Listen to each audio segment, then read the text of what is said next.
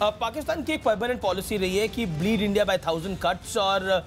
इसीलिए माना जा रहा है कि जो स्ट्राइक्स थी, ये एयर स्ट्राइक्स थी, ये नेसेसरी थी। जैसा major general, retired major general साहब ने भी बोला कि इस समय हमारा मैसेजिंग देना बहुत जरूरी था। प्रबल ने भी उस बात को कहा कि ये हमारा मैसेज है जिसमें हम सिविलियंस को टारगेट नहीं कर रहे, लेकिन जो आतंकी है उनको भरपूर टारगेट किया गया है और उनको उड़ाया गया है, इसमें कोई दो राय नहीं है। हमारे संवाददाता इस समय देश भर में है और देश भर में जश्न का माहौल है, क्योंकि भारत ने ना भूला है ना माफ किया है, सीधा बदला लिया है। हम एक ब्रेक के बाद वापस आ रहे हैं, लेकिन इस बड़ी खबर पर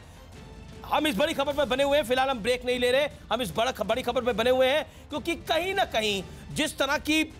जानकारियां इस समय आ रही हैं छन छन के, क्योंकि बीइंग अ रिस्पॉन्सिबल चैनल हम आपको बहुत जानकारियां छन छन के दे रहे हैं, क्योंकि बहुत सारी जानकारियां हमें मिल रही हैं, लेकिन जो देश के लिए मुनासिब है वो जानकारी हम आप तक पेश कर रहे हैं, क्योंकि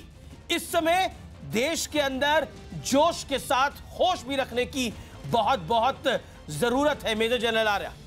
बिल्कुल सही है, क्योंकि अब पाकिस्तान हमारे ऊपर, देखिए कुछ टूटी टूटी खबरें आई थी कि जोधपुर में उन्होंने कहीं अपने कुछ F-16 उड़ाए थे, उन्होंने हमारे जहाज़ों का पीछा भी करने की कोशिश की, मगर वो उसमें सक्सेसफुल नहीं हुए हैं। ये ऐसी हरकतें चलती रहेंगी। सीमा के ऊपर तनाव बढ़ा हुआ है। सबसे बड़ी चिंता है कि सीमा के ऊपर जो सिविलियन पॉपुलेशन इस वक्त बसती है उनको सुरक्षा, क्योंकि जब भी कोई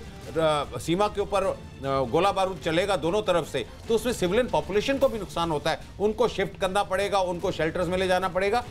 तो इस चीज के लिए सारी एडमिनिस्ट्रेशन को, जम्मू कश्मीर में, पंजाब में, राजस्थान में, गुजरात में, हमें पूरी एडमिनिस्ट्रेशन को तैयार होना पड़ेगा। इसीलिए मैं समझता हूँ ये ऑल पार्टी मीटिंग भी हो रही है और देश को तैयार रहना पड़ेगा कि अगर पाकिस्तान कोई गलत कदम लेता है तो हमारी सेना तो उसको जवाब देने में एक बिल्कुल तैयार है, मगर हमारी जनता का नुकसान कम से कम हो, उसको कैसे